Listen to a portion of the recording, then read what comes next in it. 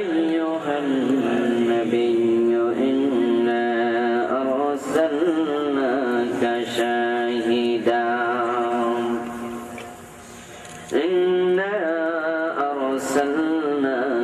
شاهدا ومبشرا ونذيرا وداعيا إلى الله بإذنه وسراجا منيرا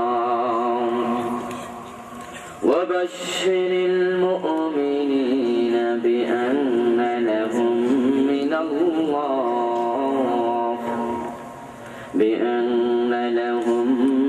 الله فضلا كبيرا. قال النبي صلى الله عليه وسلم لا يؤمن أحدكم حتى أكون أحب إليه من والده وولده والناس أجمعين أو كما قال النبي عليه الصلاة والسلام. وقال تعالى مخبرا وآمرا إن الله وملائكته يصلون على النبي يا أيها الذين آمنوا صلوا عليه وسلموا تسليما. اللهم صل على سيدنا مولانا محمد وعلى آل سيدنا مولانا محمد. মেহরবানি গেলে কোন কথা আপনার পক্ষে যাবে, কোনটা আপনার বিপক্ষে যাবে, কিন্তু আপনি যখন দেখবেন কথা সত্য, সত্যকে আরবিতে বলা হয় হক, ঠিক না? আর সত্যকে আপনি মেনে নেওয়া উচিত। আবার আল্লাহ পাক রব্বুল আলামিন আজ থেকে প্রায় 1450 বছর পূর্বে আরবের জাহেলিয়াতের যুগে বিশ্ব নবী মুহাম্মদুর রাসূলুল্লাহ সাল্লাল্লাহু আলাইহি ওয়াসাল্লামকে দুনিয়াতে পাঠালেন। আল্লাহর হাবিব ধরণীতে আসলেন। আল্লাহ বলছেন আমি আপনাকে পাঠালাম সিরাজাম মুনীরা, প্রদীপ্ত সূর্য বানায়া। সুবহানাল্লাহ। সূর্য যখন ওঠে, অমাবস্যা রাত্রির অন্ধকার যতই প্রগাঢ় হোক, নিকষ কালো হোক না কেন, সূর্য ওঠার সাথে সাথে তামাম দুনিয়ার অন্ধকার পালিয়ে যেতে বাধ্য হয়, ঠিক না? সূর্যের আগমনে তামাম দুনিয়ার সব অন্ধকার যেমন চলে যায়, বিশ্ব নবীর আগমনে তামাম দুনিয়ার সব জাহালাত, সব জুলুম বিদায় নিয়েছে কিনা? আল্লাহর হাবিব প্রদীপ্ত সূর্য, রাসূল সাল্লাল্লাহু আলাইহি ওয়াসাল্লামকে আল্লাহ সূর্য বানিয়ে পাঠালেন। আমার ভাই, কিন্তু বিশ্ব নবীর মতো যে সূর্য তামাম দুনিয়াকে আলোকিত করেছে, ঘরের চাচা আবু তালেবের হৃদয় কিন্তু আলোকিত হয় নাই, বাড়ির পাশের আবু জেহেলের হৃদয় আলোকিত হয় নাই, নিজের চাচা আবু লাহাবের অন্তরে সামান্য আলো ঢোকে নাই, ঠিক কিনা?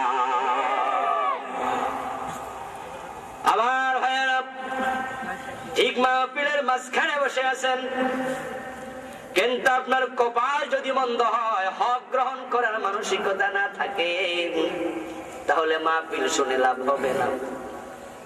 আপনি মাত্র হাফ লিটার একটা খালি বোতল সিপিটা মুখে ভালো করে এঁটে দিয়ে বিশাল এক সাগরের মাঝে ডুবাইয়া রাখেন 3 দিন, ওই হাফ লিটার বোতলের মাঝে পানি ঢুকবে কয় ফোঁটা? কিন্তু সাগরে পানি আছে না নাই? সাগরের দোষ নাই। ও বন্ধু, সিপি এঁটে তুমি কেন ঢুকাইলা? দোষটা তোমার, ঠিক কিনা? যে কোরআন হাফসার বেলালকে আলোকিত করেছে, পারস্যের সালমানকে আলোকিত করেছে, গিফার গোত্রের আবু যর গিফারীকে আলোকিত করেছে, আপন চাচা আবু তালেবের হৃদয় আলোকিত করতে পারে নাই। কোরআনের দোষ নয়, আবু জাহেলের অন্তরের দোষ, আবু তালেবের অন্তরের দোষ, ঠিক কিনা? তাই কোরআনের জন্য হৃদয়টাকে খুলে দিতে হবে, না হয় বন্ধু কোরআনের মাহফিলে বসেও লাভ নাই। কবি নজরুল এই জন্য বলেছেন, ফল বহিয়াছ পাউনি করস, হায়রে ফলের ঝুড়ি, লক্ষ বছর ঝর্ণায় ডুবে রস পায় না কোনুরি। ফলের ঝুড়িতে ফল থাকে কিন্তু রস থাকে না। নুড়ি পাথর পানিতে চুবাইয়া 3 দিন পরে ভেঙে দেখেন এক ফোঁটা পানিও নাই। ঠিক কোরআনের মজলিসে বসে থাকবেন, কোনো লাভ হবে না অন্তরটা যদি খুলে নেওয়া না যায়। আমরা ওই অন্তর থেকে আল্লাহর কাছে পানা চাই, যে অন্তর আল্লাহ বন্ধ করে রেখেছেন, বরং খোলা অন্তর আল্লাহ আমাদের নসিব করে দেখ, বলেন আমিন। এখন আমি হক কথাগুলো বলা শুরু করতে চাই। যদি সেটা আপনার বিরুদ্ধে যায়, আপনার বাবার বিরুদ্ধে যায়, আপনার গোষ্ঠীর বিরুদ্ধে যায়, আপনার দলের বিরুদ্ধে যায়, তাহলেও মানতে রাজি আছেন না? না, হক যদি হয় মানতে রাজি আছেন? আল্লাহ কবুল করুক, বলেন আমি। আমার বন্ধুগণ, রাসূল সাল্লাল্লাহু আলাইহি ওয়াসাল্লাম এত বড় প্রদীপ্ত সূর্য হয়ে দুনিয়া আসলেন, লক্ষ লক্ষ লোক হেদায়েতের বাতি থেকে উপকৃত হলো। যখন পূর্ব আকাশে সূর্য ওঠে, তাম দুনিয়ার অন্ধকার দূর হয়ে যায়, জল জল করে দুনিয়া জ্বলতে থাকে। কিন্তু যে অন্ধ, এত বড় সূর্য তাকে সামান্য আলো দিতে পারে না, তার জন্য রাত এবং দিন দুইটাই সমান, ঠিক কিনা? তাই চোখকে কাজে লাগাবেন, কানকে কাজে লাগাবেন, আপনার ক্ষমতা আকলকে কাজে লাগাবেন। আমার বন্ধু, বিবেচনা করবেন কথাগুলা হক কিনা। হক যদি হয়, হকের কাছে সারেন্ডার করুন। আমরা কেউ বন্ধু জন্মগত ভাবে কোন দলের কর্মী নই। আমরা যখন দুনিয়া আসছিলাম তখন হাদিসে রাসূল বলেছেন, কুল্লু মাউলুদিন ইউলাদু আলাল ফিতরা, প্রত্যেকটা সন্তান ঈমান গ্রহণ করার ক্ষমতা নিয়ে জন্মগ্রহণ করে, বলেন সুবহানাল্লাহ। ফাবুয়াহু ইউহাব্বিদানিহি আও ইউনাসসিরানিহি আও ইউমাজ্জিসানি, কোন সন্তান কাফের হয়ে জন্ম নেয় নাই। আল্লাহ তাআলা বলেছেন, আলাস্তু বিরাব্বিকুম ক্বালু বালা, কোরআনে আছে না নাই? তাহলে একটু তেলাওয়াত করুন আমার সাথে, আলাস্তু বিরাব্বিকুম ক্বালু বালা, বলেন সুবহানাল্লাহ। রূহের জগতে আল্লাহ তাআলার প্রশ্নের উত্তরে আমরা বলেছি, আল্লাহ আপনি আমাদের রব। ওই ফিতরত নিয়ে মানুষ দুনিয়াতে জন্মগ্রহণ করে, মানুষ দুনিয়াতে আগমন করে। কিন্তু বন্ধু, হিন্দুর ছেলে ওই হিন্দু মহিলার সাথে পূজা দিতে শিখে, বৌদ্ধের ছেলে গৌতম বুদ্ধকে পূজা করতে শিখে। আর মা যদি নামাজি হয়, ল্যাংটা বাচ্চা লুঙ্গি পড়তে শিখে নাই, হাফ প্যান্ট পড়তে শিখে নাই, ওই বাচ্চাও ল্যাংটা মায়ের পাশে সিজদা রুকু করতে শিখে, ঠিক কিনা? ওই ল্যাংটা বাচ্চাটা আল্লাহকে সিজদা করতে শিখে। তাহলে মুসলমান বানিয়েছে তার মা বাবা, ছোট কাল থেকে শিখায়া। বৌদ্ধদের বৌদ্ধকে বৌদ্ধ বানিয়েছে তার মা বাবা, হিন্দুকে হিন্দু বানাইছে তার মা বাবা, ঠিক কিনা? জন্মগত ভাবে আমরা কেউ কোন ধর্মের ছিলাম না, কেউ কোন দলের ছিলাম না। আমরা আল্লাহকে বিশ্বাস করে স্বীকৃতি দিয়ে এসেছি দুনিয়ায়। আবার যখন চলে যাব তখনও বন্ধু কোন দলের পরিচয় থাকবে না। মরে দেখেন, আজকেই আপনি যত বড় নেতা হন, আপনার লোকের আপনাকে দলে আর রাখবে না, বরং সবাই ধাক্কায়া কবরে নামায়া বলবে, বিসমিল্লাহি ওয়া আলা মিল্লাতি রাসূলিল্লাহ, আল্লাহর নামে তোমাকে রাসূলের দলে তুলে দিলাম। ও বন্ধু, বিএনপিতে আর জায়গা নাই, আওয়ামী লীগের জায়গা নাই, নেজামি ইসলামে জায়গা নাই, জামাত ইসলামে জায়গা নাই, অমুক দলের জায়গা নাই, তমুক দলের জায়গা নাই, জায়গা হবে রাসূলের দলে। সুতরাং দুনিয়া যখন থাকবেন তখন নিজের জীবনটাকে রাসূলের দলের সাথে মিলানো লাগবে, ঠিক না? দলওয়ালা আমরা নই, আমরা কোরআনওয়ালা। যদি যেই দল যেই নামে কাজ করে, কোরআনের পক্ষে যারা কাজ করছে, যদি দল বাদ দিয়া দেয়, নতুন দল হয়, তারা সেই নামে আবার কাজ করবে কোরআনের পক্ষে, ঠিক কিনা? কোরআনের পক্ষে কাজ করার কারণে যদি বাংলাদেশ থেকে আমাকে আপনাকে বের করে দেয়, আমরা পৃথিবীর অন্য কোন জায়গায় যাই, সেখানেও আমরা কোরআনের পক্ষে কাজ করব, ঠিক কিনা? তাহলে বোঝা গেল আমরা দল সর্বস্ব নই, আমরা ঈমান সর্বস্ব হতে চাই, ঠিক কিনা? এ দলের পরিচয় আর নাই। সবাই বলবে রাসূলের দলে তুলে দিলাম, এখন রাসূলের দলে ছিল নারায়ে তাকবীর, আল্লাহু আকবার, ঠিক কিনা? এখন আপনার দলে আল্লাহু আকবার মিছিল আছে কি? নিজকে প্রশ্ন করেন। যদি আপনার দলে আল্লাহু আকবার মিছিল না থাকে, তাহলে বোঝা গেল আপনার দল রাসূলের দল হতে পারে না। আপনি যখন মরে যাবেন, লোকজন আপনাকে রাসূলের দলে ধাক্কা দেবে। আল্লাহর নবী বললেন, ও মিয়া, মরার পরে আমার দলে আইছো বুঝি? মরা লাশের কোনো দাম নাই, সুতরাং আপনাকে রাসূল গ্রহণ করতে রাজি হবেন না, ঠিক কিনা? আর আমরা যারা কোরআনের পক্ষে, আল্লাহর নবীর পক্ষে কথা বলি, আমাদেরকে মরার পরে যখন বলবে বিসমিল্লাহি ওয়া আলা মিল্লাতি রাসূলিল্লাহ, আমাদের কাছে তখন মনে হবে নিজের ঘরে ফিরে এসেছি, ঠিক কিনা? আমার ভাইরা, রাসূল সাল্লাল্লাহু আলাইহি ওয়াসাল্লাম জাহেলিয়াতের কঠিন একটি মুহূর্তে দুনিয়ায় তাশরীফ এনেছেন। তামাম দুনিয়ার সব কবি, সব সাহিত্যিক, সব কলামিস্ট, সব সাংবাদিক একমত, শিক্ষিত অশিক্ষিত নির্বিশেষে সব মানুষ বলে বিশ্ব নবীর যুগ, যেটা জন্মের যুগটার নাম ছিল আইয়ামে, আরো জোরে বলেন আইয়ামে জাহেলিয়া, অজ্ঞতার যুগ, তমসার যুগ, বর্বরতার যুগ, হানাহানি, মারামারি, কাটাকাটির যুগ, ঠিক কিনা? এখন জাহেলিয়াতের যুগের অন্ধকার বিশ্ব নবী দূর করেছেন। নবী আমাদের মাঝে নাই, কিন্তু নবীর রেখে যাওয়া কোরআন হাদিস আছে না না?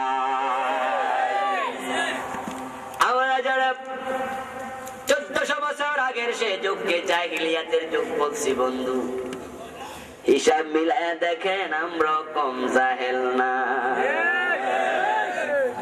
এখন চলছে আধুনিক নব্য জাহিলিয়াত, ঠিক কিনা? জাহিলিয়াতের যুগের যুদ্ধের হিসাবগুলো আপনারা ইতিহাসের পাতা থেকে যদি মিলাতে থাকেন, দেখবেন বন্ধু, এক এক যুদ্ধে মানুষ মারা গেছে 10 বছর 20 বছর। ও কাজ মেলায় ঘোড়াকে পানি পান করানো নিয়ে যুদ্ধ শুরু হলো। ওই যুদ্ধ চলেছে পর্যায়ক্রমে বংশানুক্রমে 40 বছর। বংশানুক্রমিক যুদ্ধ ওই 40 বছর 30 বছর হালবুল হালবুল পুচ্চার চলেছে অনেক বছর। ওই যুদ্ধে মানুষ মারা যেত 500 700 1000। আর বর্তমান জাহিলিয়াত কত জঘন্য। জাপানের হিরোশিমা নাগাসাকিতে ছোট্ট ছোট্ট 2টা বোমা ফেলেছে, জায়গায় মরে গেছে লক্ষ লক্ষ মানুষ, ঠিক কিনা? আর এভাবে নিধন চলছে তামাম দুনিয়াতে বন্ধু। জাহিলিয়াতের যুগে মদ ছিল, এখন মদ আছে না নাই? মদ আস্তে আস্তে ইয়াবা হইতেছে, ঠিক না? এখন যুবকেরা কয় মদ খাওয়া ছাড়িয়ে দিছি হুজুর। খুব ভালো করছো। বলে হুজুর ভালো তো করি নাই, এখন তো ইয়াবা খাই। বাবা খায়, নাউজুবিল্লাহ। আমার ভাইয়েরা, কি পরিমাণ মদ, গাঁজা, পেন্সিডিল, হিরোইন যে বাংলাদেশে আসতেছে, যুব সমাজের চরিত্র শেষ করে দিচ্ছে। আমরা তার হিসাব জানি না, তবে এক এক জায়গায় যখন দেখি 10 লক্ষ 5 লক্ষ ইয়াবা পাওয়া যায়, তখন বুঝি ধরা পড়ে। যাহা ধরা পড়ে না তার চেয়ে কয়েক শত গুণ বেশি, ঠিক কিনা? অথচ আপনারা জানেন বাংলাদেশের 56,000 বর্গ মাইলের সীমানায় একটা ফেন্সিডিলের কারখানা নাই, মদ উৎপাদনের কারখানা নাই, ইয়াবার কারখানা নাই। এগুলো বাংলাদেশে বাহির থেকে আসে, আমাদের দাদারা পাঠায়, ঠিক না? ও বন্ধু, তাদের জন্য আমাদের মহব্বতের অভাব নাই।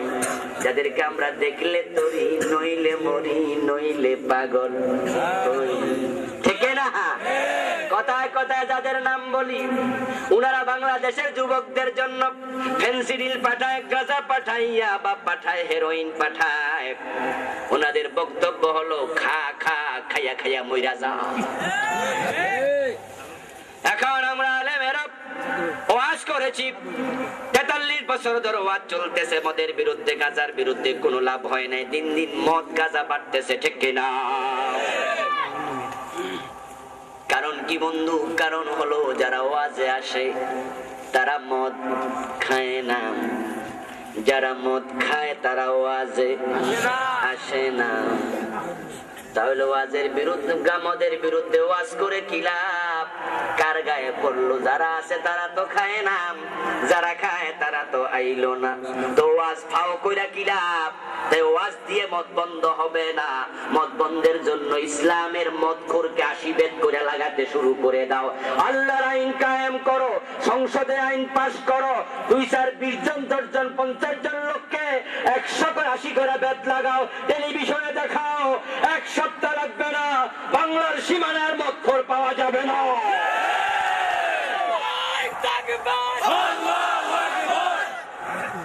আমার বন্ধুগণ, আমরা সিনেমার বিরুদ্ধে অনেক ওয়াজ করেছি। সিনেমা বাড়ছে না কমছে? কমছে। এই যে বিদ্যুতের বাতি আমাদের মাথার উপরে জ্বলতেছে, ফু দিয়া যদি সবাই নিভাইতে চেষ্টা করি, কয়দিনে নিবে? ঠিক ওয়াজ হয়ে গেছে এরকম। সব হুজুর ওয়াজ করতেছি, মাঝে দিয়া সিনেমা ছিল জেলা সদরে, সেখান থেকে সিনেমা হল গেছে থানা সদরে। এখন থানা সদরেও নাই, যুবকদের পকেটে পকেটে মোবাইলের ভিতরে সিনেমা হল আছে না? না। আমার ভাইয়েরা, আওয়াজ করে এগুলো বন্ধ করা যাবে না। ভারতের জি টিভি, স্টার জলসা, জি সিনেমা, আরো কত রকমের জলসা বাংলাদেশে ঢুকায়া দিয়া যুবতীদের চরিত্র, যুবকদের চরিত্র নষ্ট করা হচ্ছে। ভারতের ওই সমস্ত সিনেমা দেখে দেখে বাংলার যুব সমাজ অধঃপতনে যাচ্ছে, দাম্পত্য জীবনে পরকীয়ার প্রভাব বিস্তার হচ্ছে, ঠিক কিনা? কোথাকার কোন পাখি পোশাকের জন্য বাংলাদেশের যুবতীরা আত্মহনন শুরু করেছে, ঠিক কিনা? আমরা আওয়াজ করলে তো এগুলা বন্ধ হবে না। সুতরাং বাতিতে ফু দিয়া বিদ্যুতের বাতি নিবানোর চেষ্টা বন্ধ করো। ব্যাককলের মতো ফু দিবা কয় বছর মিয়া? ওই সমস্ত কাজ বন্ধ করে বুদ্ধিমানের কাজ করো। সুইচে গিয়া টিপ মারো, নিতে 1 সেকেন্ডও লাগবে না। তাই এসব ওয়াজ আমরা করে করে আর সময় নষ্ট করতে চাই না, বরং আমরা একটা সিদ্ধান্তে আসা উচিত। সংসদে গিয়া মদের বিরুদ্ধে, সিনেমার বিরুদ্ধে আইন পাস করাও। একটা বার হা বললে আমাদের নেতারা 1 সপ্তাহ সিনেমা বন্ধ হয়ে যায়।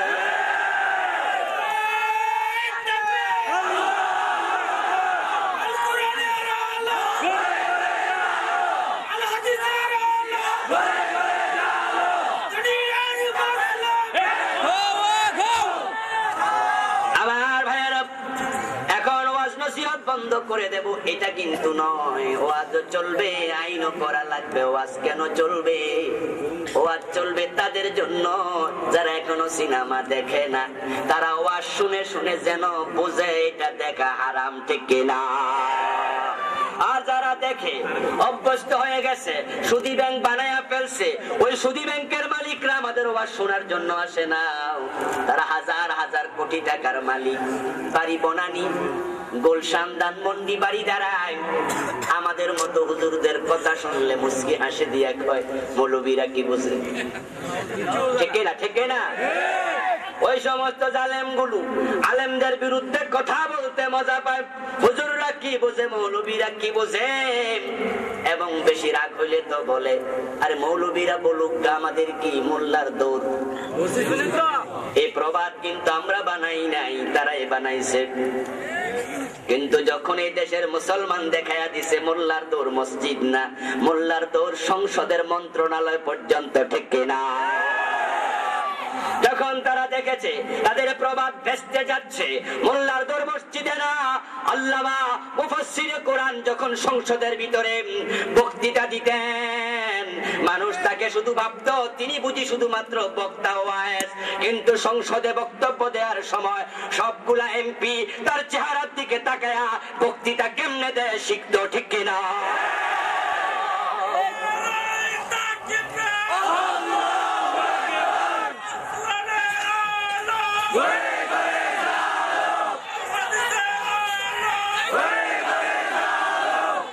আমার ভাইয়েরা, ওনার বক্তব্য দেওয়ার বাচন ভঙ্গি, বলার ক্ষমতা এবং তার জ্ঞান অভিজ্ঞতা আমার বন্ধু বড় বড় পার্লামেন্টারিয়ানকে অবাক করে দিত, ঠিক কিনা?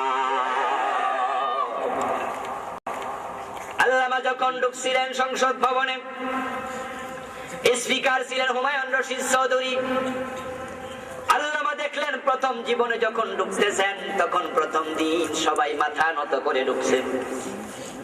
তিনি স্পিকারকে বললেন, মাননীয় স্পিকার, আপনিও মুসলমান, আমরাও মুসলমান, মুসলমানের মাথা আল্লাহ ছাড়া অন্য কারো কাছে নত হোক, এটা আল্লাহ পছন্দ পছন্দ।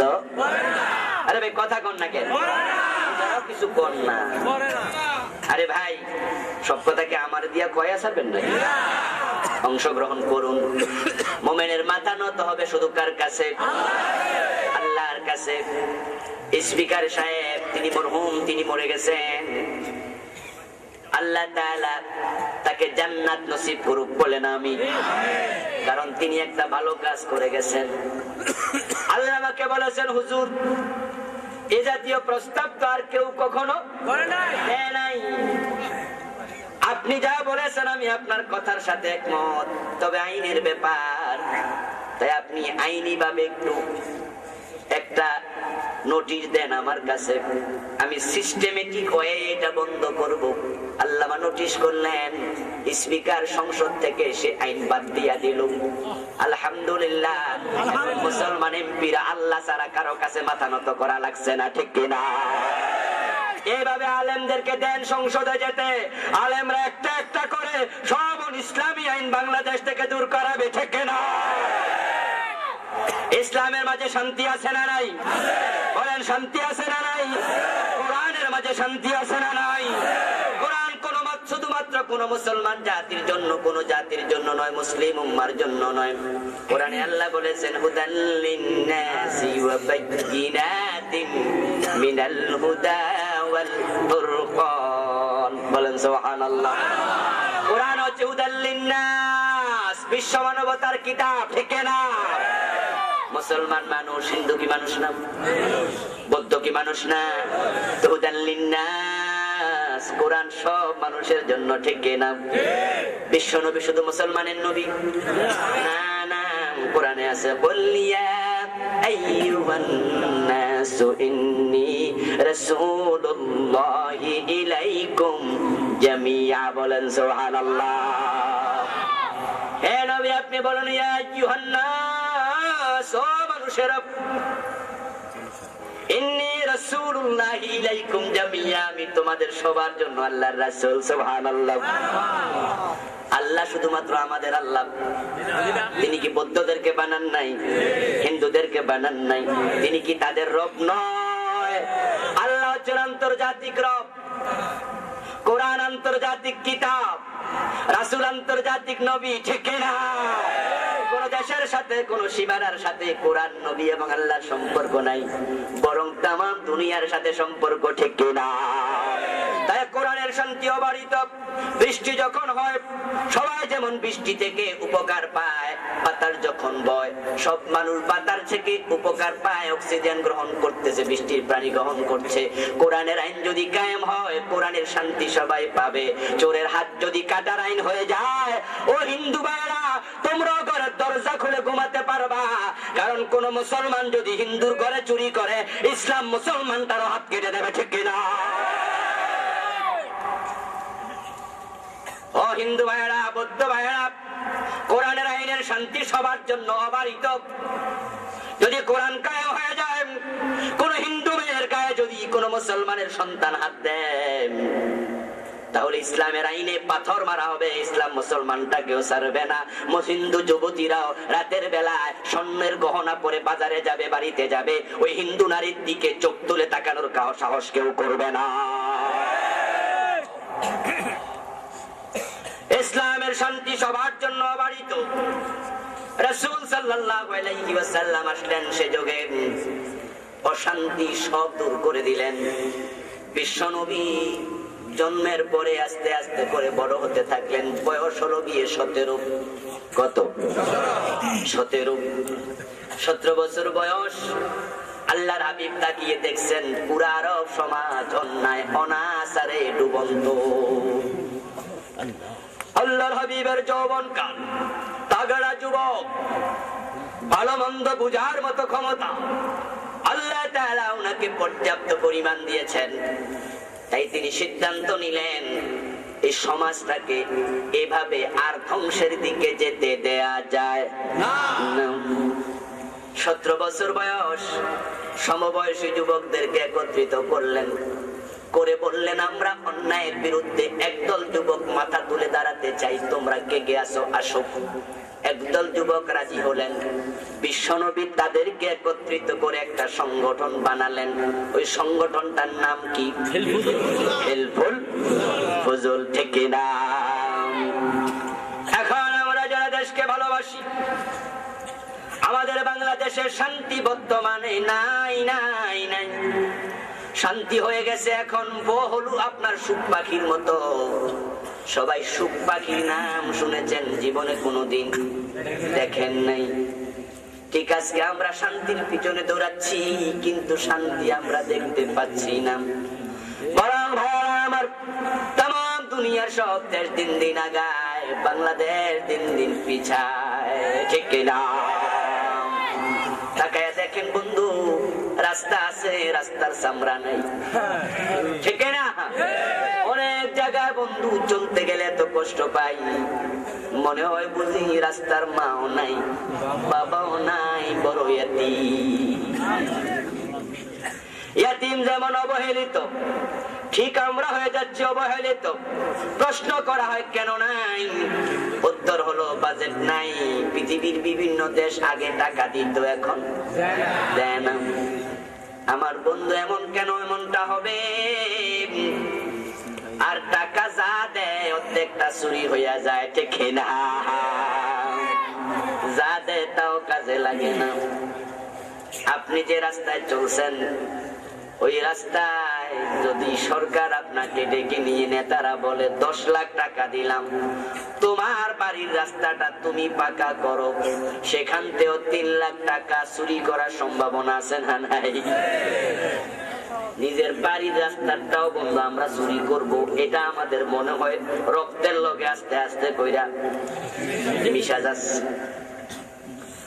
আমাদের নেতা স্বাধীনতার মাত্র 2-2.5 বছর পরে 74-এ যখন দুর্ভিক্ষ শুরু হলো, তখন তিনি দুর্ভিক্ষের সময় মন্ত্রীকে ডাক দিয়া বলছিলেন, মন্ত্রী রে, 7 কোটি কম্বল আমারটা কই? মন্ত্রী কয়, স্যার আপনারটাও নাই, আমারটাও নাই, চুরি হইয়া গেছে। নেতা তখন আফসোস করে বলেছিলেন, মানুষ পায় স্বর্ণের খনি, উনি পাইছেন চোরের খনি। ওই খনি থেকে আমরা যারা বাইর হইয়া আইছি বন্ধু, এখন চোর আর চোর নাই, চোরগুলা ডাকাত হইয়া দেশটা শেষ করতেছে, ঠিক না? এখন গাছের ডাব, গাছের নারকেল, ছাগল এবং গরু খুব একটা চুরি হয় না, আগের তুলনায় চুরিটা কমেছে। কারণ চোরদের টার্গেট এখন ব্যাংকের দিকে, হাজার হাজার কোটি টাকা চুরি করে, ঠিক না? আমার বন্ধুগণ, আফসোস করলে চুরি বন্ধ হবে না। তারা দেশটাকে আমরা ভালোবাসি, এই দেশ আমাদের মাতৃভূমি, এটা সোনার বাংলা। আমাদেরকে দেশ ভালোবাসতেই হবে, কারণ যদি আমাদের সাথে কারো যুদ্ধ হয়, যুদ্ধ করার জন্য আমাদের পাশে একটা দেশই মাত্র আছে, এটা হলো ভারত। এছাড়া আমাদের সাথে যুদ্ধ করার আর কেউ নাই। এখন বন্ধু, ভারতের সাথে যুদ্ধ করলে আমরা পায়রা উঠবো তো? এরা সৈন্যরা যদি এদিকে তাকায়া থুতু বেলা শুরু করে, তাহলে এই বানের জলে বাইশা যাইবেন। ভারতের জনসংখ্যা কয়েকদিন পরে পত্র পত্রিকায় দেখেছেন বন্ধু, চীনকে হার মানাবে, 100 কোটির উপরে চলে গেছে। আর আমরা মানুষ 14 কোটি। ওরা যদি 3 দিক থেকে বন্ধু এইদিকে ফিরে থুতু ফেলা শুরু করে, আর থুতুর লগে অন্য কিছু যদি করে, তাহলে তো খবরই আছে। ওদের সাথে আমরা পেরে যেহেতু উঠবো না, সুতরাং আমাদের দেশের স্বাধীনতা অক্ষুণ্ণ রাখার জন্য সব দেশপ্রেমী মানুষকে মাথা তুলে দাঁড়ানো দরকার, ঠিক কিনা? তাম দুনিয়া গাবে, আমরা কেন পিছাবো? আমার বন্ধুগণ, অন্যায় অনাচার এগুলা বন্ধ করুন। বন্ধ করার জন্য আফসোস করলে হবে না, বরং এগুলো বন্ধ করার জন্য আল্লাহর নবীর রেখে যাওয়া সুন্নাহ কোরআনের আইন মানা দরকার। জেলে দিও না, জেলে দিও না, চোর ধরে জেলে দেয়া নিষেধ, আইনটা বাদ দাও। কারণ যারা ছোট চোর তারা জেলে গিয়ে হয় ডাকাত, আর যারা বড় চোর তারা জেলে গিয়ে যায় শ্বশুর বাড়ি, ঠিক না? যারা কোটিপতি চোর তাদের জন্য জেলখানা হয় শ্বশুর বাড়ি, আর যারা ছাগল চোর গরু চোর তারা জেলে গিয়ে প্রথম কয়েকদিন কষ্ট পায়, 2 দিন 3 দিন 5 দিন, তারপরে ছাগল চোর আফসোস করে বলে জেলে আরো কয়েকদিন আগে আসলাম না কেন? আপনারা হয়তো ভাববেন হুজুর এই কথা কেন বলছেন? আমার বন্ধু লজিক শুনুন। জেলের মাঝে বড় বড় গাড়ি ডাকাত, ব্যাংক ডাকাত, বড় বড় মার্ডার কেসের আসামি আছে না নাই? যখন জেলে তারা 14 বছর 20 বছরের আসামি হয়ে যায়, জেলের ভিতরে তারা মাস্তানি করে, জেলের কয়েদির পোশাক পরে সেখানে তারা লিডার হয়ে যায়, ঠিক না? যারা জেলে গেছেন তারা জানেন বন্ধু, সেখানে ওদের দাপট। বড় বড় মৌসওয়ালা যাবজ্জীবন আসামি কয়েদি এসে ছাগল চোরকে বলে, কিরে কি কাজ করছস, কেন জেলে আসলি, নতুন আমদানি বুঝি? ছাগল চোর মাথা নিচু করে বলে, জি বস, কালকে ঢুকছি। কি করছস? ছাগল চুরি। বড় মৌসওয়ালা কয়, বেটা থাপ্পড় দেওয়া উচিত, তোর মতো লোকরা জেলে ঢুকে জেলের বদনামি, ছোটখাটো অন্যায় করে মানুষ জেলে আছে বুঝি? ছাগল চোরা তখন কয়, বস তাহলে আপনি কি করছিলেন? তখন ভাইয়ারা ওই বড় মৌসওয়ালা বলে, আমি ব্যাংক ডাকাতি করতাম। ছাগল চোর যেটা জীবনে কল্পনাও করতে পারে না, সে তখন বলে, স্যার একদিনে বুঝি কোটিপতি? কয় ঠিক ধরছস। স্যার কেমনে ব্যাংক ডাকাতি করতেন? তখন এবার ব্যাংক ডাকাত কয়, কয় মাসের জেল? কয় 6 মাস। তাহলে আসস? আমিও তো আছি। কেমনে করছি শিখতে পারবি। সঙ্গীর গুণ বসিয়াছে মম মাঝে গো, নইলে কাদায় সুবাস কি এত পাইতে। সৎসঙ্গে স্বর্গবাস, অসৎসঙ্গে সর্বনাশ। ওই ছাগল চোর এখন ব্যাংক ডাকাত থেকে কেমনে ব্যাংক ডাকাতি করে তালিম শিখতেছে, ঠিক না? পরের দিন আরেক মৌসওয়ালার সাথে সাক্ষাৎ। ওই মৌসওয়ালাকে, আমি গাড়ি ডাকাতি করতাম। কারণ যারা গাড়ি ডাকাতি করে টাকা পয়সা চিন্তা এখন তারা মাথায় রাখে না, তাই তারা আগে কয় মোবাইলটি দেন। মানুষ আছে 30 জন, মোবাইল আছে কমপক্ষে 40টা। জন একটা তো কম বলছে, রিক্সাওয়ালার কাছেও মোবাইল আছে না নাই? তাই যদি 40টা মোবাইল পায়, করে 1000 টাকা, বেচলো কত হাজার। আর ছাগল কয়দিন চুরি করে 40,000। আমার ভাইয়েরা, গাড়ি ডাকাতের সাথে সাক্ষাৎ। তখন কেমনে গাড়ি ডাকাতি করে তালিম নে। এইভাবে 6 মাস বড় বড় ডাকাতের সঙ্গ পাইয়া অসৎ সঙ্গে সর্বনাশ। তখন ছাগল চোর তাওবা কইরা কয়, জীবনে কোনদিন আর ছাগল চুরি করব না। আর কয়েকদিন আগে জেলে আসলে তো বসদের সাথে পরিচয় হতো। আমার ভাইয়েরা, জেলখানা থেকে যখন বের হয়, বাড়িতে যাওয়ার পরে আপনজনেরা বলে, খেলার নাম বাবাজি, আর কোনদিন ছাগল চুরি করবা শিখছো? জেলখানার মজা পাইছো? ছাগল চোর তখন কয়, ছাগল মাগনা দিল আর নিতাম না, ঠিক না? এখন 7-8 গ্রেড হয়েছে, একটু প্রমোশন হয়েছে না ভাইরা আমার? গ্রেড একটু উপরে গেছে, মাগনা দিল, ছাগল নেবে না। আর আপনারা ভাববেন লোকটা বুঝি আল্লাহর ওলি হইয়া বাইর হইছে। না বন্ধু, না। ঢুকছিল চোর, বের হয়েছে ডাকাত, ঠিক কিনা?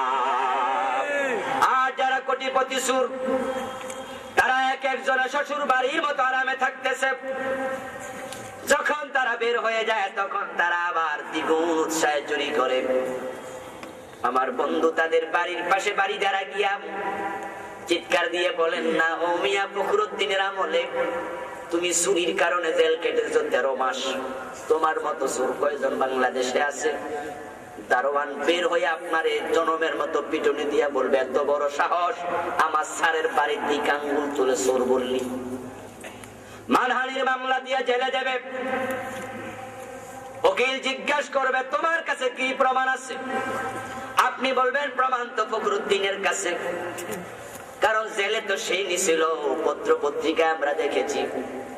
উকিল বলবে, প্রমাণগুলো হাজির করো।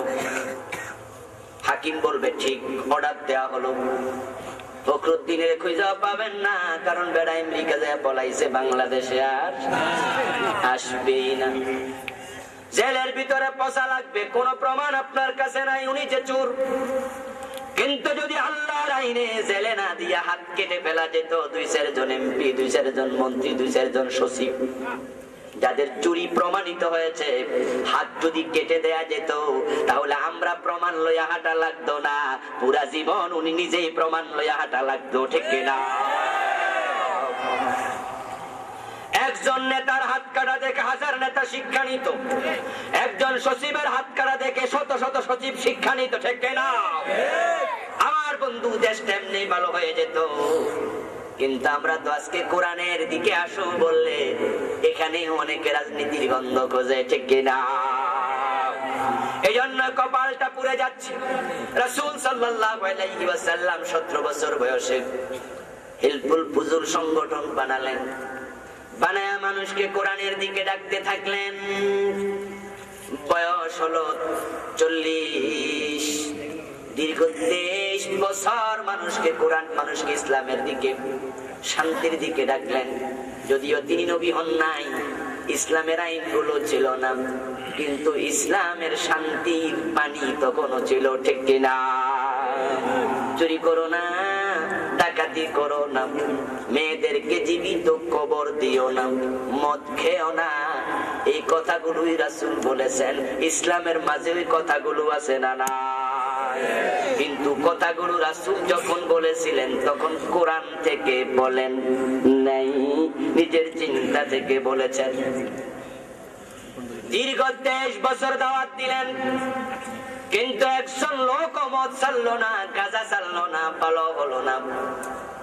ও বন্ধু, বিশ্ব নবী তখন ধ্যানমগ্ন হলেন। ধ্যানমগ্ন হওয়ার পরে কি হলো ভাই? কি শেষ করে দেবো?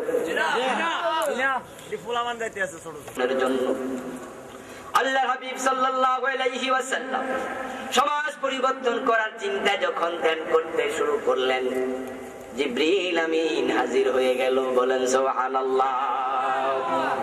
গারে হেরায় ওহী নাজিল হলো। বিশ্ব নবী ওহীর মাধ্যমে আল্লাহর নবী দাঁড়ায়া গেলেন, আবার নতুন করে দাওয়াত দিতে শুরু করলেন। দাওয়াত দিতে দিতে বয়স হলো 63। আবার কত বছর গেল? 17 থেকে 40 কত? কথা বলেন জোরে। 40 থেকে 63 কত?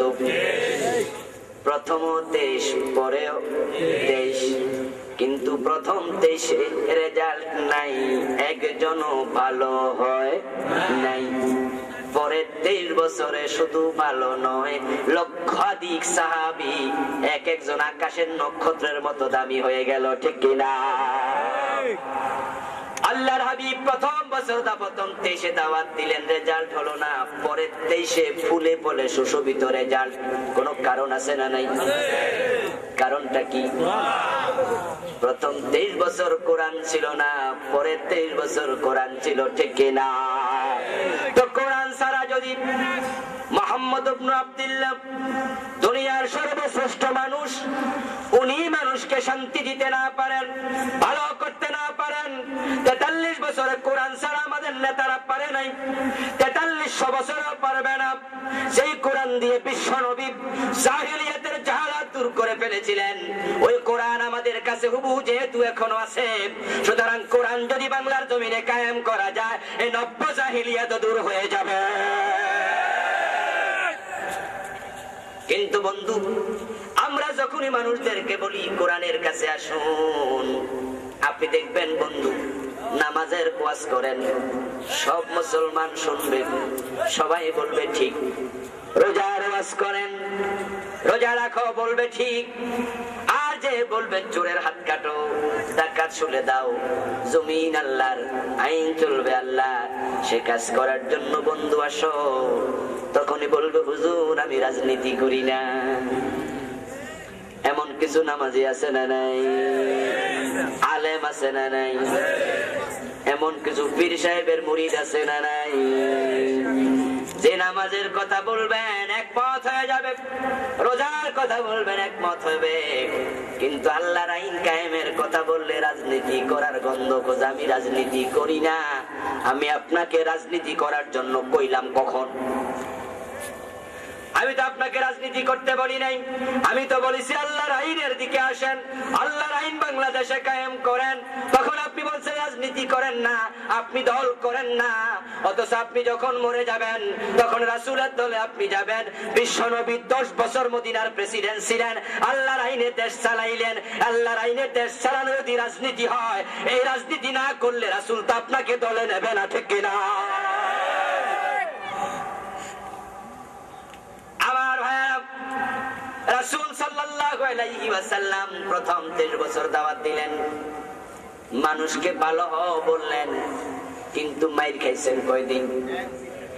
কথা বলেন। জেলে গেছেন কয়দিন? পাথর মারছে কে কখন? বরং আমরা সবাই জানি নবুয়তের আগে বিশ্ব নবীকে লোকজন আলামিন বলেছে, ঠিক কিনা? আল্লাহ রাসূলকে আলামিন বলেছে, as-সাদিক বলেছে, ভালো বলেছে।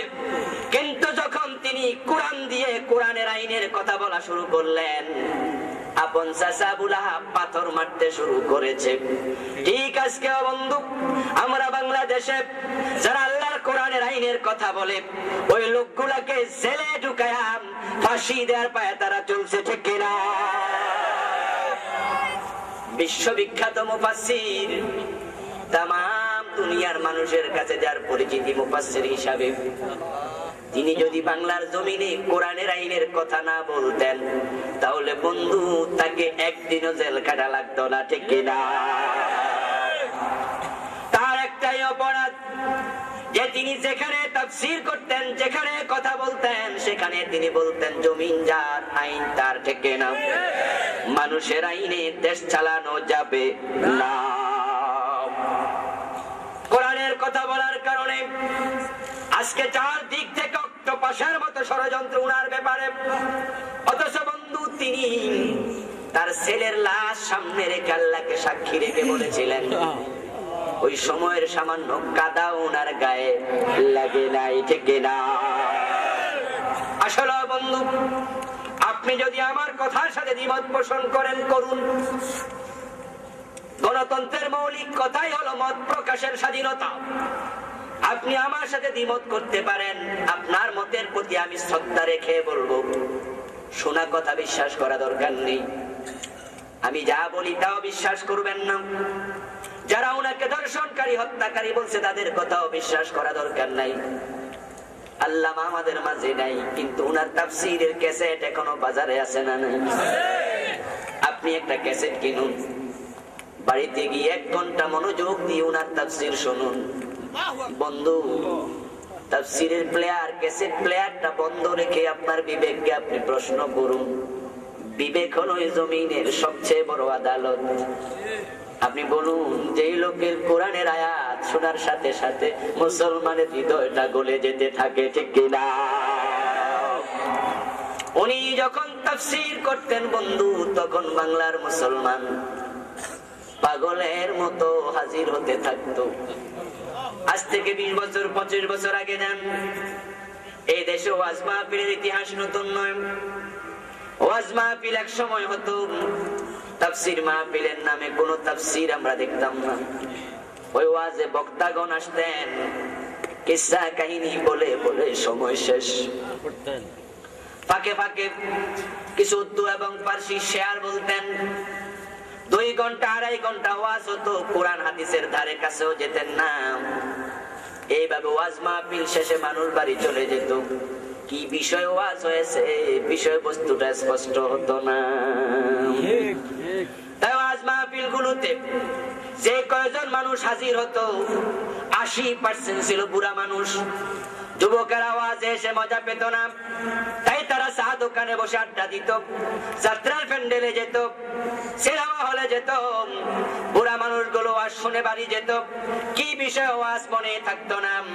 কিন্তু হঠাৎ করে ওয়াজ মাহফিলের জগতে এক ধূমকেতুর আগমন ঘটলো। একটা বড় মাপের জ্যোতিষ্ক এগিয়ে আসলো, যিনি ওয়াজ কিসসা কাহিনী বাদ দিয়া সরাসরি আল্লাহর কোরআন হাতে নিয়ে তাফসীর শুরু করে দিলেন। কোরআনের আকর্ষণে তার মাহফিলে লক্ষ লক্ষ লোক জড়ো হয়ে যেতে শুরু হতো। এমন মানুষ সেখানে যেত পঙ্গপালের মতো, বাদবাঙ্গা জোয়ারের মতো। সকাল নাই, সন্ধ্যা নাই, বিকাল নাই, দুপুর নাই। মাহফিল হতো যখন লক্ষ মানুষ হাজির হতো তখন। এবং ওনার মাহফিলে যারা হাজির হতো আমরা দেখতাম বন্ধু, কোন ইতিহাস থেকে ইতিহাস শোনানো দরকার নাই, আমরা নিজেরা দেখেছি। ওনার মাহফিলের উপস্থিতি জনশক্তি যারা হাজির হতো, শ্রোতাদের 80%-এর উপরে থাকতো যুবক, ঠিক কিনা? আমার বন্ধুগণ, তাম দুনিয়ার দিকে দিকে তাকায় দেখেন, মুসলমান আছে যেখানে, কাফেরদের ষড়যন্ত্র আছে সেখানে, ঠিক কিনা? যেই আমেরিকার সিআইএ ইরাকে মুসলমান হত্যা করতেছে, আফগানিস্তানে মুসলমান মারছে, ওই সিআইএ এর লোক বাংলাদেশে আছে না নাই? সাদ্দাম বারবার বলেছিল তার দেশে কোনো পরমাণু অস্ত্র নাই। এরপরও বন্ধু আক্রমণ করে ইরাকটাকে শেষ করে দিল। ইরাক দখলের পরে পরমাণু অস্ত্র কয়টা পাওয়া গেছে? কিন্তু আমেরিকা একটা বারো সরি বলে নাই, বুশ সরি বলে নাই। আমেরিকার উদ্দেশ্য ছিল পরমাণু অস্ত্র নয়। পরমাণু অস্ত্রের কারণে যদি দেশ আক্রমণ করত, তাহলে উত্তর কোরিয়াকে আক্রমণ করা লাগতো। উত্তর কোরিয়া পরমাণু অস্ত্র বানায়া বসে আছে, আক্রমণ করে না, কারণ উত্তর কোরিয়া মুসলমান নাই। আর সাদ্দাম বুশকে সামান্য কেয়ার করতো না, মুসলমান এগিয়ে যাক এটা আমেরিকা সহ্য করে না, ঠিক কিনা? তাই বন্ধু সুতানাতা ধরে মিথ্যা অপবাদ চাপায়া দিয়া ইরাককে শেষ করে দিল। আফগানিস্তানটাকে লাদেনকে দাও বলে আফগানিস্তান শেষ করে দিল। অথচ লাদেনকে পাওয়া গেল পাকিস্তানে, ঠিক কিনা? পাকিস্তান লাদেনকে যখন পাওয়া গেল, লাদেনকে মিডিয়ার সামনে আনতে আমেরিকা সাহস করে নাই। কারণটা কি বন্ধু? কারণ হলো একটাই, লাদেনকে মিডিয়ার সামনে আনলে লাদেন বলে দিত টুইন টাওয়ার আমি ভাঙি নাই, কে কে ভাঙছে তাদের নাম সে বলতে পারত। কিন্তু লাদেনের কথা বলে আফগানিস্তান নামক একটা দেশ তারা শেষ করে দিয়েছে। ওই সিআইএর লোকেরা বাংলাদেশও আছে।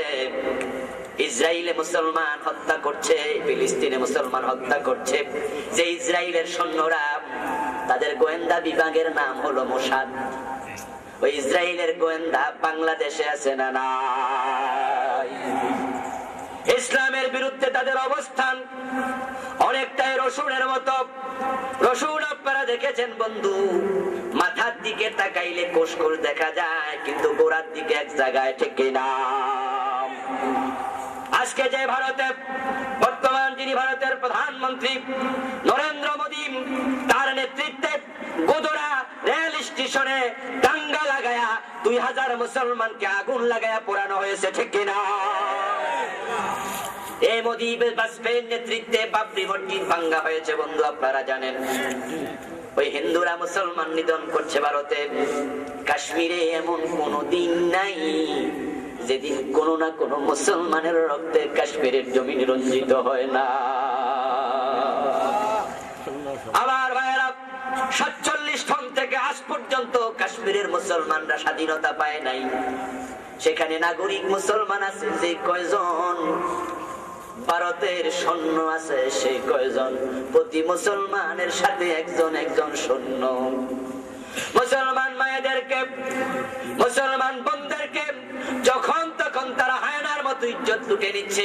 কথা বললে গুলি করে স্বামীকে, ভাইকে হত্যা করতেছে, বাবাকে হত্যা করছে। ওই হিন্দুরা মুসলমান মারতেছে। ওই ভারতের রয়ের এজেন্ট বাংলাদেশে আছে না? তাই তারা একজোট হয়েছে। একজোট হয়ে বাংলাদেশে তারা হিসাব করে দেখেছে, কোন মুফাসসির বের হলো যার তাফসীর শোনার জন্য যুবকেরা সিনেমা হল বাদ দিয়া মাহফিলে যাওয়া শুরু করলো। যাত্রার প্যান্ডেলে যুবক যেত, ওই যুবক তাফসীরের মাহফিলে কেন আসে? যখন তারা দেখতে পেল তামাম বাংলাদেশে ইসলামের পক্ষে একজন ব্যক্তির কারণে জোয়ার তৈরি হয়ে যাচ্ছে, তখনই তারা ওই আল্লাহর বান্দাকে হত্যা করার ষড়যন্ত্র শুরু করেছে। ঠিক কিনা? আমার ভাইয়েরা, তার হাতে 1000-এর উপরে কাফের মুসলমান হয়েছে। ঠিক কিনা? ঠিক কিনা? আমাদের কুমিল্লা তো বন্ধু, তার মাহফিল হতো, সেখানেও কাফের মুসলমান হতো। আর বন্ধুগণ, আপনাদের এখানেও 3 দিন মাহফিল হচ্ছে। চারপাশে কত জায়গায় মাহফিল হয়, কত মাহফিলে আপনারা যান। কোন স্টেজে কয়জন বক্তার হাতে হিন্দু মুসলমান হচ্ছে, কিন্তু আল্লাহর বান্দার একটা মাহফিলও বাদ যেত না যেখানে কাফের মুসলমান হতো না। ঠিক কিনা? আমার ভাইয়েরা, এটা কোন ব্যক্তির আকর্ষণ নয়, এটা হচ্ছে আল্লাহর কোরআনের আকর্ষণ। ঠিক কিনা? হযরত শাহজালাল রাহিমাহুল্লাহ ইয়ামান থেকে বাংলাদেশে এসেছেন, এখানে দ্বীনের দাওয়াত দিয়েছেন। ইয়ামানের ভাষা বাংলা না আরবি? একটু জোরে বলেন না ভাইয়েরা আমার। বাংলাদেশের সিলেটের হিন্দুরা আরবি ভাষা বুঝতো নাকি? কিন্তু দলে দলে কাফের হিন্দু মুসলমান হয়েছে কিনা? আরবি ভাষা তারা বুঝতো না, কিন্তু শাহজালাল রাহিমাহুল্লাহ কোরআন থেকে আলোচনা করতেন, কোরআনের আয়াত পড়ে তাদেরকে দাওয়াত দিতেন। কোরআনের আকর্ষণ, কোরআনের আকর্ষণ। মাইনুদ্দিন চিশতি রাহিমাহুল্লাহ তিনি এসেছেন সুদূর আরব থেকে ভারতে, আরবি ভাষায় কথা বলতেন, কিন্তু বন্ধু আরবি ভাষা বোঝা দরকার নাই। হযরত মাইনুদ্দিন চিশতি কোরআনের আয়াত শুনে, দাওয়াত শুনে অসংখ্য হিন্দু বৌদ্ধ কাফের দরে দরে মুসলমান হয়েছে। ঠিক কিনা? কোরআন অনবদ্য কিতাব, এটা ব্যক্তির মুখের পবিত্রতা, কোরআনের মুজিজা, দুইটার সমন্বয় একত্রিত হয়ে কাফেরদেরকে আকৃষ্ট করে। আমরা এমন একজন মুফাসসির বাংলাদেশে পেয়েছিলাম, উনার হাতে অসংখ্য কাফের মুসলমান হয়েছে। তিনি যদি বাহিরে থাকতেন, এতদিন আরো কয়েক হাজার কাফের মুসলমান হতো। ঠিক কিনা? কিন্তু বন্ধু ষড়যন্ত্র কেন? একটাই কারণ, তিনি বাহিরে থাকলে তার তাফসীর শুনে শুনে যুবকেরা ইসলামমুখী হতে শুরু করেছে।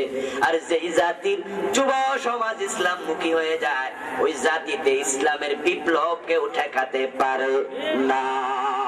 ঠিক না? আবার বন্ধুগণ, রাসূল সাল্লাল্লাহু আলাইহি ওয়াসাল্লাম দ্বীনের দাওয়াত দিচ্ছিলেন। 3 বছর পার হয়ে গেল। 40 থেকে যোগ হলো 3, বয়স কত হলো? কথা বলেন ভাইয়েরা, কত? 43। আল্লাহর হাবিব 43 বছর বয়সে প্রকাশ্যে দ্বীনের দাওয়াত দেয়া শুরু করলেন।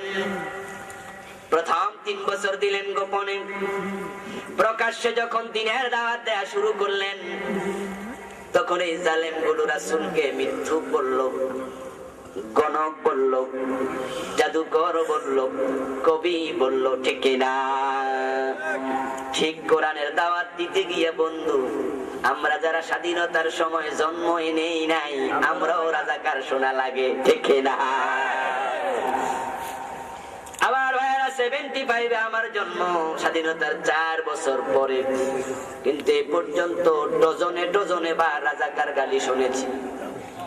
কারণ জমিনে যখন আল্লাহর আইনের কথা বলি, তখনই কিছু মানুষ নামাজ পড়তে রাজি, রোজা রাখতে রাজি, হজ যাকাত দিতে রাজি, কিন্তু আল্লাহর আইন মানতে রাজি হচ্ছে না। একদল লোক আছে না নাই? আমার বন্ধুগণ, কোরআনে কারীম আল্লাহ বলেছেন দল হলো 2টা।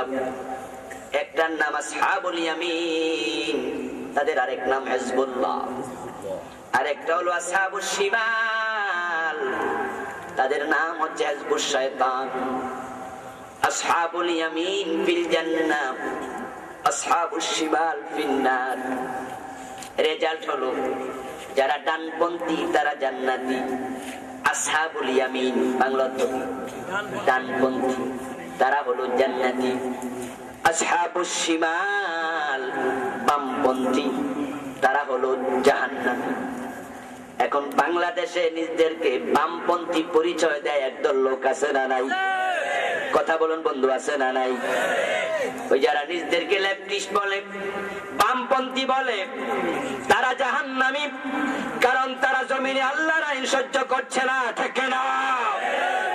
আর আপনারা যারা বন্ধু ডানপন্থী হতে চান, তাহলে মানুষের আইনের পক্ষে অবস্থান নেওয়া যাবে না। আল্লাহর হাবিব দাওয়াত দিতে শুরু করলেন। পাগল, কবি, গণক, জাদুকর কত রকমের কথা বললো, কিন্তু রাসূল দাওয়াত দেয়া বন্ধ করেন নাই। সুতরাং আপনারাও আমাদেরকে রাজাকার বলুন, আলবদর বলুন, জঙ্গি বলুন, মৌলবাদী বলুন, যা ইচ্ছা তাই বলতে থাকুন, আমাদের দ্বীনের দাওয়াতের রাস্তা থেকে আমাদেরকে এক চুল পরিমাণ সরানো যাবে না। আমার ভাইয়েরা, বিশ্বনবীকে যখন সবাই মিলে এরকম বলছে, আবু জাহেলের বিশ্বস্ত একজন সহচর, তার নাম ছিল আখনাস ইবনে শুরাইক। কি নাম? আখনাস ইবনে শুরাইক।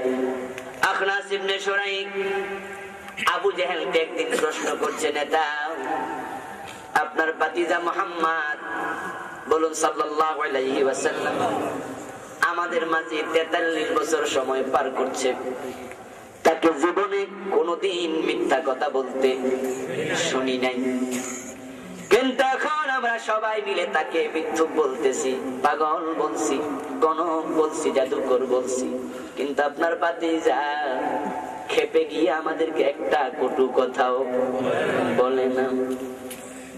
আমি আপনার কাছে জানতে চাই, আসলে আপনার ভাতিজা মুহাম্মাদের ব্যাপারে আপনার ব্যক্তিগত মতামতটা কি?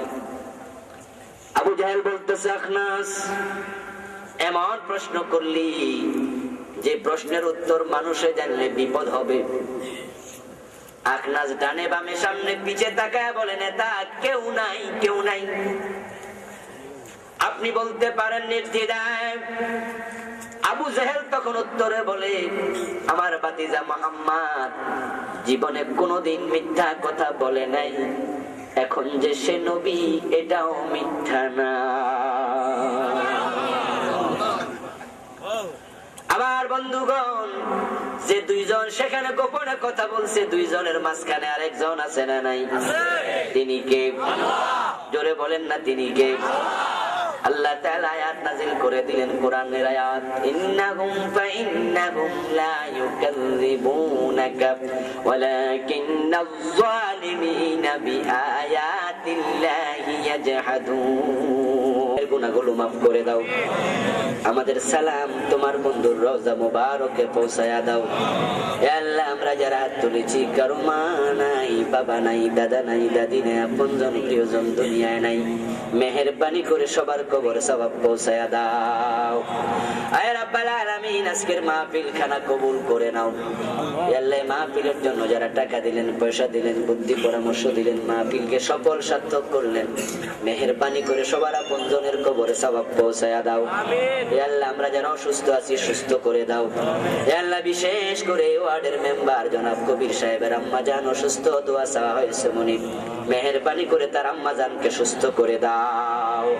হে আল্লাহ, বাংলার জমিনকে কোরআনের রঙে রঙিন করার তৌফিক আমাদের দান করে দাও। হে আল্লাহ, জমিনকে কোরআনের জন্য কবুল করে নাও। কালেমার পতাকা পতপত করে উঠছে, এই পরিবেশ আমাদের দেখার তৌফিক দিয়া দাও। হে আল্লাহ, মাহফিলের জন্য আমার প্রিয় তাজুল ভাই, আল্লাহ তাজু ভাই তার সমবয়সী যুবকদেরকে নিয়ে, ছোট বড় মুরব্বীদেরকে নিয়ে, যুবকদেরকে নিয়ে এই মাহফিলের জন্য কষ্ট করছেন। হে আল্লাহ, সবাইকে তুমি নেক হায়াত দারাজ করে দাও। হে আল্লাহ, তাদের রুজি রোজগারে বরকত দিয়া দাও। হে আল্লাহ, নিমসার কাঁচামালের আড়তের ব্যবসায়ী ভাইরা এখানের জন্য অনেক টাকা পয়সা দিয়েছেন মুনিব, সবার ব্যবসা বাণিজ্যকে তুমি মেহেরবানি করে বরকত দিয়ে ভরপুর করে দাও। দাও। আয় আল্লাহ, হকের কথা বলে, কোরআনের কথা বলে যারা যেখানে মাজলুম, তোমার সব মাজলুম বান্দাকে জুলুম থেকে নাজাত দিয়ে দাও। আল্লাহ, বিশেষ করে কোরআনের ময়না খাসায় বন্দী আল্লাহ, আমাদের মুফাসসিরকে তাড়াতাড়ি আমাদের মাঝে ফিরাইয়া দাও। Who is the Lover? Who is Ar-Rahman? Who is Al-Mannan? La ilaha illallah, Muhammadur Rasulullah, Muhammad